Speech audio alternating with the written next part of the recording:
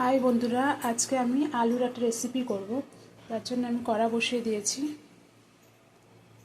কড়াটা গরম হয়ে গেছে, তেল দিয়ে দিয়েছি। তেলটা গরম হয়ে গেছে, ফোড়নে আমি জিরে আর শুকনো লঙ্কা দিচ্ছি। কেটে রাখা পেঁয়াজ দিয়ে দিয়েছি। পেঁয়াজগুলো একটু বড় বড় করে কেটেছি আর একটু বেশি করে দিয়েছি। এই সবজিটাতে পেঁয়াজটাকে এরকম বড় বড় রাখলে ভালো লাগে খেতে। পেঁয়াজটা ভাজা হয়ে গেছে, এবার আলুটা দিয়ে দিয়েছি। আলুটাও ভাজা হয়ে গেছে, এবার স্বাদ অনুযায়ী লবণ দিয়ে দেবো। লবণ স্বাদ অনুযায়ী, হলুদের গুঁড়ো, বেটে রাখা আদা রসুন জিরে, কাশ্মীরি গুঁড়ো লঙ্কাও দিয়ে দেবো। কাশ্মীরি গুঁড়ো লঙ্কা, কেটে রাখা টমেটো দিয়ে দেবো।